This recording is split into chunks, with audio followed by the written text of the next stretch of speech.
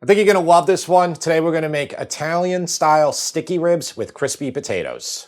Let's go over the ingredients quickly. I have 2 full racks of baby back ribs, about 4.5 pounds here. You could also use spare ribs or St. Louis ribs. St. Louis ribs are just trimmed spare ribs. They're larger, so they'll take longer. That's why I prefer the baby back ribs. We also have 2.5 pounds of Yukon Gold potatoes. We're gonna slice these really thin. We're gonna get them nice and crispy. And for the sauce, I have 2 cups of no sodium chicken stock. The reason you want it to be no sodium is we're gonna power reduce all of our sauce components.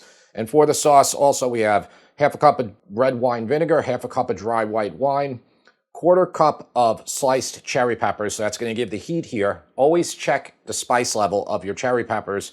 If it's not spicy enough for you, increase it. And I probably would increase it for my personal taste, but for you, you might like a lot less. We have 3 tablespoons of honey, so that's gonna give us the sweet and the spicy component to this. 10 cloves of garlic sliced, a little bit of parsley for finishing, 2 tablespoons of flour. Gonna thicken the sauce ever so slightly, but it's really just the power reduction of the liquid that's going to concentrate it. 2 teaspoons of dried oregano. Don't know if I mentioned that. That is for the potatoes. We're just going to do salt, pepper, and olive oil for them also. And then this last bit of spice mixture is 4 teaspoons of Diamond Crystal Kosher salt, 1/2 teaspoon of black pepper, and 1/2 teaspoon of granulated garlic. And we're just going to put that on the ribs, and we're going to do those ribs right now. Okay, so normally I would like prep the ribs in front of you, but these are from Whole Foods and they come completely prepped. They even removed the membrane from them, okay? So the membrane here, they peel off. Butchers will often do that. If you buy them from a cryovac, they're always gonna have it.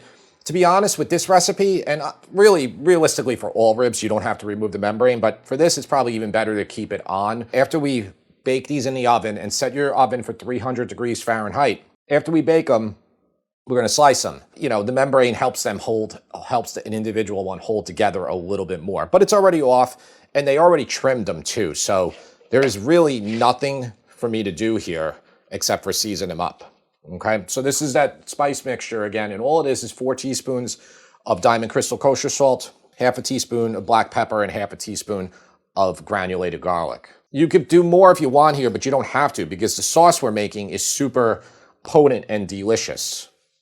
So I'm just gonna sprinkle it all on both sides. Okay, you can just kind of pat it in. And I'll save the majority of it for the other side, the meat side of the ribs. So again, 4 teaspoons of Diamond Crystal Kosher salt is 12 grams. So if you wanted to use just fine sea salt, table salt, you would only be using 2 teaspoons, not 4 teaspoons, okay? Density is double of the finer salt. All right, and then all we're gonna do, you can do, it doesn't matter if you do meat side up or bone side up, and we're just gonna wrap it like a pocket, like this.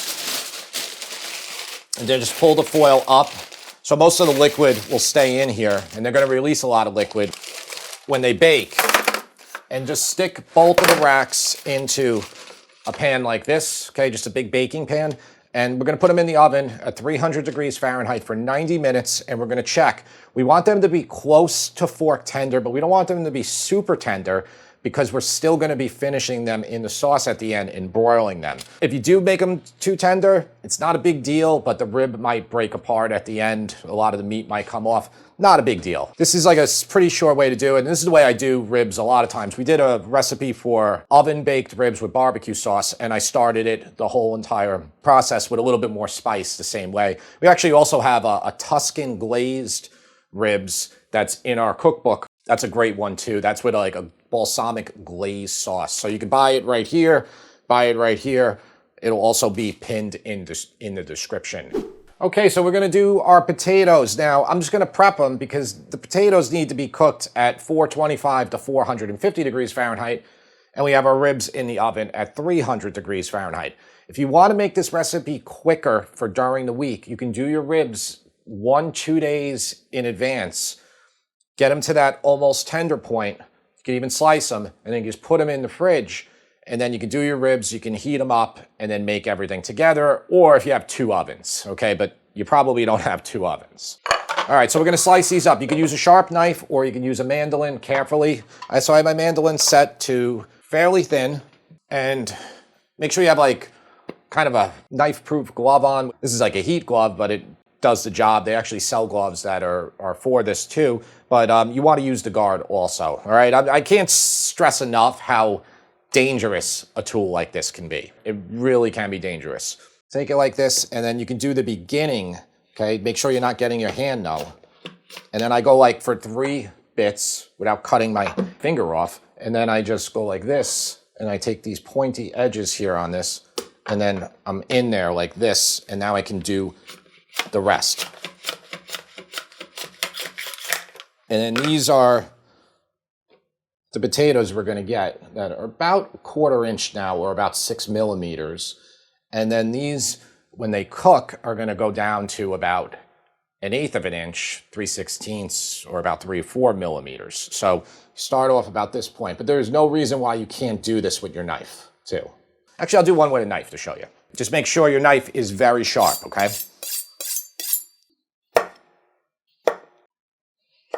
All right, so we did them and they look fairly close. So you could definitely do a knife. They're gonna have a lot of water, so I'm just gonna pat them dry a little bit. Now we're not roasting them yet anyway, so if you wanna do this in advance too, you could just stick all of your potatoes in water. When you're ready to roast them, dump them out, dry them off. Here are all the potatoes. You can do this on 2 sheets if you want, but it will work as long as you don't have like 4 layers piled up. This will still work. They're gonna shrink a little bit and we're gonna flip them probably 2 or 3 times. Total cooking time, I'm gonna tell you, is like about 35, 40 minutes, but that's not what's important. What's important is we get them nice and brown, okay? So if your oven runs hot, it might be a little bit less. You need to understand how to cook to looks and taste instead of cooking to time, because time is not as accurate. Could be a lot of factors at play. All right, so here are the potatoes. I dried them off pretty well. We're gonna put on some oil. So the recipe says 1/2 cup of oil. You're probably gonna need about that much. It might be a little bit more, maybe a little bit less. And what I like to do as I'm roasting them, if I need more oil during the roasting process, when I'm flipping them, I'll just put a little bit more on. Okay, so salt. You don't have to go crazy with the salt because you're gonna have a lot of nice sauce on top of it at the end. Pepper. And here's 2 teaspoons of dried oregano. And honestly, you could just do the other side when you flip them, so you don't even have to like get in there now. If you want to do them all in one batch, I would just put them all in a large bowl, mix everything together. Okay, maybe a little bit more oil. Don't worry, your parchment paper is not gonna really help. Everything's gonna leak underneath it for sure. But it does allow you to like pull them all off at the end.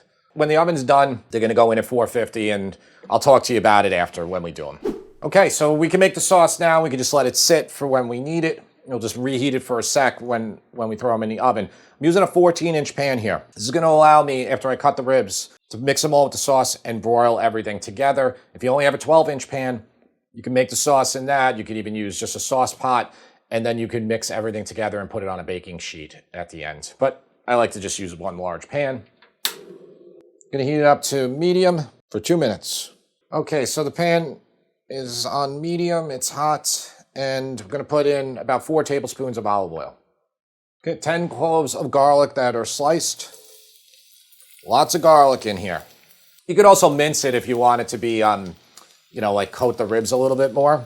All right, we're just gonna cook this until it gets lightly golden, so if you're burning too quickly, just lower your heat. Okay, so see how it's nice and golden there?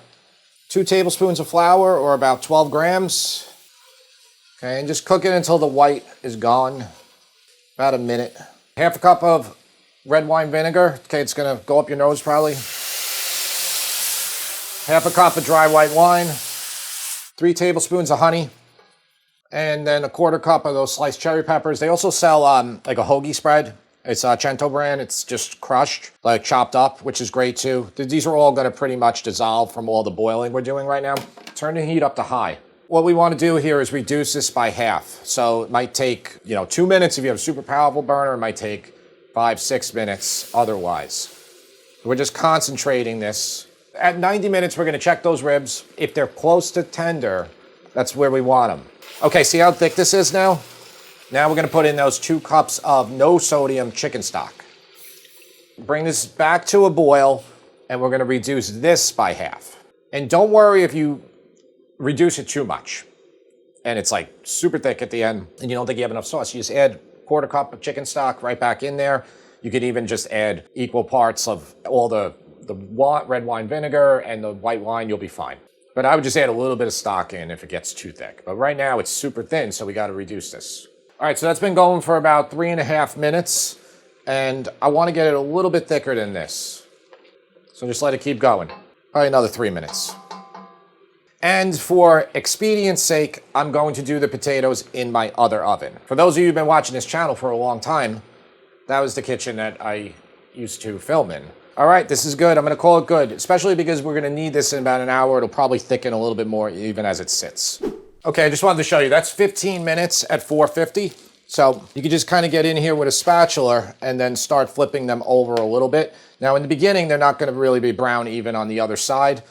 The goal here is just to get them nice and crispy, which, trust me, will happen. You can flip them 1 or 2 times, but typically you just have to do this one time here and then go for another 15, 20 minutes, and then everything will be brown. So I'm just going to spread them out again, try to get some even coverage. And if you want, you can put a little bit more salt and pepper on the other side, and oregano if you want. And again, we're just cooking them until they're nice and brown and crispy. Okay, so these took exactly 40 minutes to make. Now, you can cook them longer than that to get them even crispier. You know, some parts aren't crispy. It's really going to be the areas that hit the bottom of there. The ones that have full contact. So you can do 2 sheets if you want. But this is good enough for me. This is like what I'm looking for here. I mean, if you do them too much, they'll just like dry out completely and you really won't have much potato left. And what you can do is you can actually, when you serve them, you can put on the more browner side, you can make your show side for when you're serving it if you want to impress everybody. So good, the 90 minutes on the ribs went off. And again, I'm doing this here just for speed's sake, using both ovens, but if you're just cooking with your regular oven, you just take the ribs out and that's when you start your potatoes. And we're gonna check these ribs after 90 minutes of cooking at 300 degrees. Either way, right now, you're gonna check these ribs, okay? Just don't burn yourself. There's gonna be a ton of steam that comes right out of here. Just open it up a little bit. And you'll see, like, if the bone starts showing a little bit, which it is, take a knife and just kind of just poke and see where you're at with the ribs, tenderness-wise. And really, you want the knife to go through, like, beginning to go through fairly easily.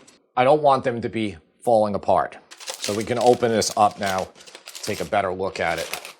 Basically, if you take tongs and you grab your rack and it breaks apart, it's a little too cooked. And this isn't doing that yet. The other one was a little bit bigger than the other one. It needs a little bit more time, so I'm just going to throw them both back in for 15 minutes. If you do test them like that, just wrap them back up again so you'll get the steaming action. Okay, so these ribs, I took them out another 20 minutes. I think they're a little bit more tender now. I think they're good. We could just cut them, just check where the bone is, okay, and then just cut them. It's actually easier if you just look at the other side, but if they're too tender, then the meat will tend to get like compressed and start falling off. But otherwise, just flip them to the other side because then you can just follow the bone exactly. So here we are. That's how they look right now, like this. So they're not super tender, which is fine. It's what we want. Because I want them to stay together when I glaze them up. Actually, what I did was before I went back on camera, I took one and I ate it to tell if it was good. But these are good like this now. And we'll just do the other batch. And then we will finish them up in the oven. Okay, so I sliced the ribs. This is the sauce we just had sitting. I'm just going to warm it up again. I'm going to turn the heat to medium. What you could do right now is, and I already tasted it, but I'll taste it again. Check for sweetness. If it's too spicy for you, you could just add a little bit more honey right now to balance it. And if it's too sweet, add more cherry peppers or even any type of hot pepper. But it is delicious. I think it's perfect like that. While this is heating up, you can turn your broiler on and get the rack set to the second highest level of the oven. I'm going to do that right now. Now, this is why a 14-inch pan works well. You can fit everything pretty much from 2 racks. Might not be able to fit them all. Got a few extra ribs on the side here, but pretty close. Okay, so you can lower the heat even more. I just want to like coat everything well with this glaze. So if your ribs are really tender, you can like stop at this point and just really just kind of coat them in it. But I like to broil them now. What I do is line them up into like one layer like this. Broil them for like a minute. You got to watch the whole time. And then take it out of the oven, the pan, and then just flip them over. Move them over, maybe do them like 2 times per side. Like all the fat will get nice and brown. Okay, so that's like 1 minute, 1.5 minutes. All right, we're gonna flip them now. So Want to like get the other sides. The tops are good to go for too if you can. Try to get a little bit more of the glaze on top of them. And just keep an eye on it because it can go from really nice and brown and like crispy to burnt very quickly because of the sugar. Okay, and then here are our ribs. So what's going to happen is the pan, because of the sugar, the edges of the pan is going to get very dark, okay, where it's just sitting. So that's fine. It doesn't matter. We're going to serve this up. You can also heat your potatoes up for a second, too, in the oven. But these are fairly warm. I was keeping them just in the oven with it off in the other area. With it off? Well, I turned it off the oven. I was making fun of your accent. Why would you make fun of my accent? You grew up in the same island that I did. On the same island. I just said in the same island. There you go. See, the people will say I'm an imposter. Yeah. There's that guy with that fake Long Island accent. I don't know anybody who would ever want to imitate a Long Island accent. Okay? I say that as a person who's lived here for almost his whole life. I spent 3 years in the great state of Minnesota. All right, so listen, be careful. You got a super hot pan here. You like drape over the handle so people know if somebody walks by and they're like, I want a bite of that.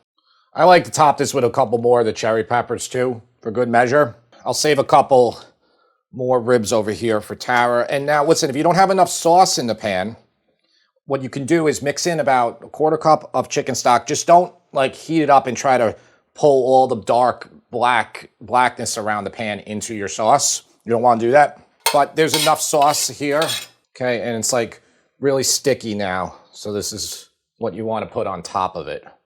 All the cherry pepper, honey, red wine vinegar, garlic. Okay, and then you can just do a little bit of parsley on top. You could also mix the parsley in the sauce if you're going to add a little bit more of the stock there to loosen it up. And then you can pour everything on top. What do you think? It looks amazing. It smells really good too. Can I have a fork? Yes. Can't use a fork for the rib though. I really can't. No way. So people are gonna have to have to watch me eat a rib on TV. Use a fork for the ribs, and you will get more comments about you using a fork for the ribs than if you just eat the rib with your hands. All right, I never ate a rib in front of people before. Oh my god, that's delicious. The sauce is so good. I feel like the ribs could be a little bit more tender. They're pretty tender. Maybe another 20 minutes in the oven. Your mileage is going to vary. Do it however you like it. I mean, I know I'm probably repeating myself like for the 10th time. If you get them to fork tender, when you try to do that with the sauce and the glaze, you're going to lose. And that's what in the pictures, if you look at the website, they were kind of broken apart a little bit. But again, some people, maybe my kids, because we're going to eat this for dinner in a little while, they might prefer it that other way. So do it how you like. My thought on the rib is that, yeah, I mean, maybe they could be a little bit more tender, but I wouldn't do that. I think if you, like you said, if you make them like fall off the bone, they're not going to stand up well to tossing with the sauce and then broiling. So I actually think it's perfect just like this. Okay, thank you. I think if I was having barbecue ribs, I probably want it to be more like fall off the bone. But this is excellent. Honestly, I wouldn't change anything. Usually I try and tell you something to change, and I don't think I would change a thing with this. I think it's perfect. It's a delicious dish. Seems like it's pretty easy. It is. To make. I mean, I know it takes a long time, but that's like hands-off time. I think it's outstanding. Thank you. I want to take the ribs in a different room and eat them in private. So what does it get? I'm going to give it a 10. Thank you. No. I smoke ribs all the time in the summer. I do briskets. I have a smoker. I've had a smoker for 30 years of my life. I've had multiple smokers.